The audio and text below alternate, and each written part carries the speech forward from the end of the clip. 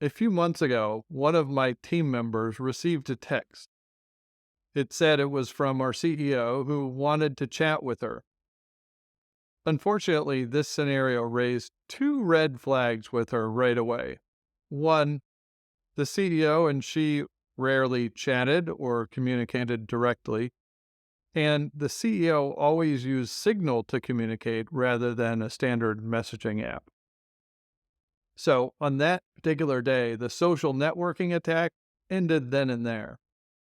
Internally, we let the CEO know that, hey, there was a social networking attack that someone tried to arrange. And we also let all the other staffers at our company know that the attempt was being made in case they saw a similar message coming through.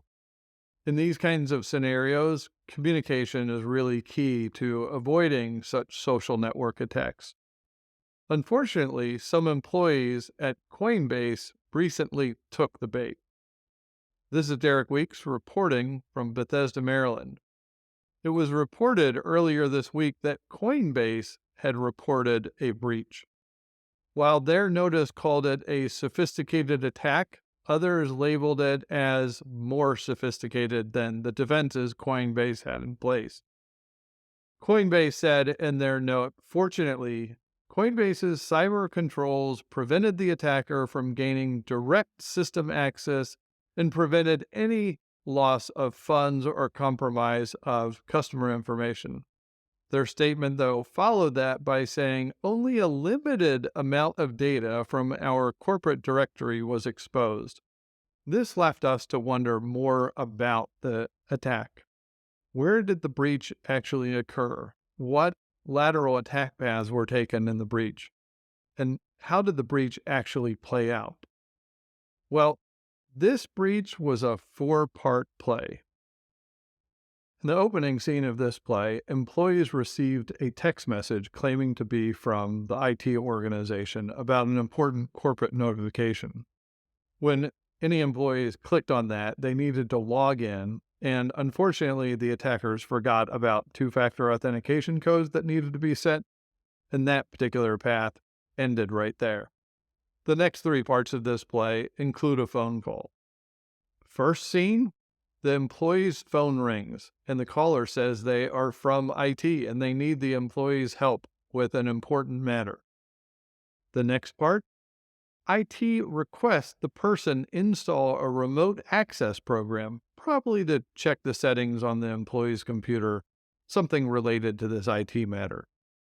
Part 4, IT requests that user install a plugin in their browser, and that will help them resolve the particular issue. Now, Coinbase says that even though employees went along with the callers in this particular attack, it says their security teams actually discovered the attack within about 10 minutes. Yet, they did admit that some users and data were compromised during this particular attack. So what's the lesson here? Well, if an unusual text is sent to your employees, that's a red flag. And you should not only not follow that particular text, but let other employees know who might be targeted in such attacks that such attacks are going on.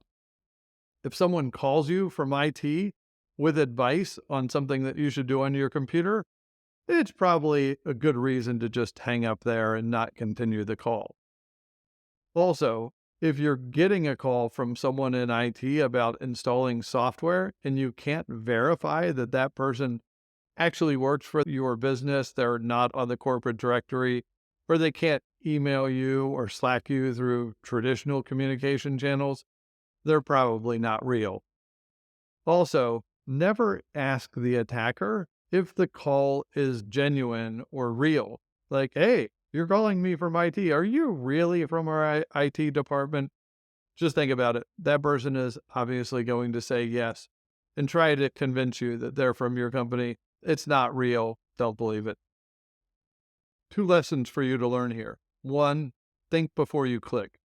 Second, if you see such an attack being waged on your organization, definitely tell others on your team, and maybe just send a note to your internal security personnel letting them know what happened so that they can take steps to alert others in the organization not to follow through on any request coming through such attacks. Search for and subscribe to It's 505 wherever you listen to your favorite podcasts.